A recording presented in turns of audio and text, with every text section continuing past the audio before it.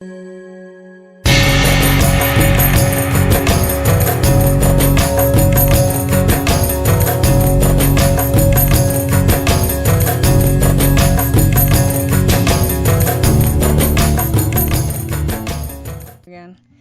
friends, welcome. Don't forget to give this video a big thumbs up, and if you haven't already, please do subscribe and hit that notification bell so you won't miss any uploads.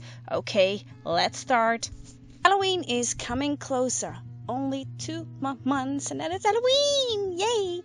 So this time a quick dressing up of a temporary tattoo from Tinsley effects, and you can do it low budget with latex and cotton wool, or in my case sculpt gel. So I tied my hair in a low tail, cleaned my skin, popped my blue lenses in, and I have a huge mosquito bite on my forehead. Continue with the temporary tattoo from Tinsley effects. I'm going to use the evil grin, and of course I need to cut it to the right size, and then you get something like this. It's really big. Okay, let's see how it's gonna work out. First I'm going to clean the skin some extra with a alcohol pad, so I have no skin oils left on it, so it sticks better. Just rubbing, and then I'm going to peel the back of the temporary tattoo off like this, and then I'm scared. It's really big. I'm gonna press it down, and then I take some wet kitchen towel and I press it onto the tattoo. Takes a few seconds, and then I carefully peel off the paper. I'm pressing any lifting edges off, and it's really shiny, but okay. Step 1 completed. Then I'm going to use some sculpt gel to make the edges of my mouth. You can also use, of course, latex and cotton wool to keep it low budget, but I decided to go for the sculpt gel. So I mix equal parts of A, B, and C, and of course make sure before you dip into another jar, clean your tools. Otherwise it will cure and you can toss everything away. So I mix a small batch of the sculpt gel with my spatula.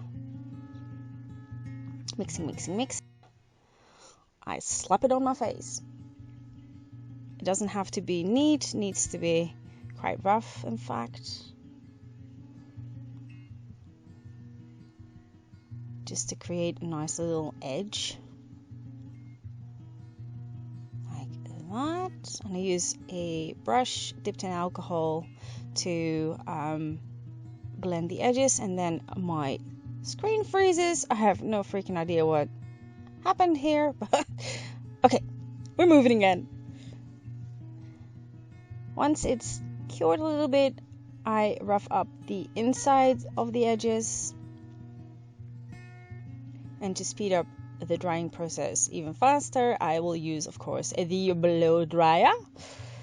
Then I take my Chameleon Strong Black and make my lips black. And of course I use my Titanic brushes for that.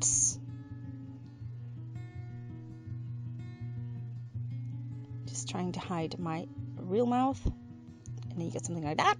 And then of course I'm going to use some regular makeup, and I found these kind of patches, so if I have any fallout from my eyeshadow, it rubs on the patch and not on my face. And of course I use a primer to prime everything so everything holds a bit better, and I use purples and reds and golds to create this look. Peel the patches off. I want some more gold. Then it's time for some foundation, and I wanted to have a nice cakey foundation, so I use a foundation stick and I use a foundation brush to blend everything, and then I take my contour stick to contour a little bit and I buff it in really roughly. Then to set everything I use my Maron setting powder, and I come to the conclusion that my concealer is a bit too light. Damn it.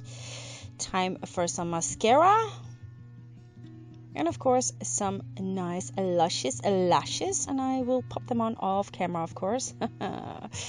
Here we have them, nice luscious lashes. Now it's time to color my mouth, and I use the mini palette from Dashbow, the Bloody Hell. Look at that. Cute little palette. I love this one. And I take my Titanic brushes and color the wound. Start off with the edges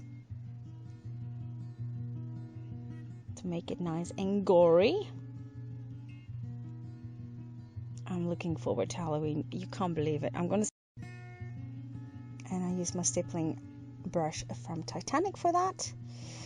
Yes, I'm gonna celebrate Halloween in New York, so I probably gonna make some vlogs for you and show you how they celebrate Halloween in New York. Oh, some blood. We need some blood. And I use the drying blood from a Vermilion, and it's the Crimson Light, and I apply it with an old brush. I love this blood.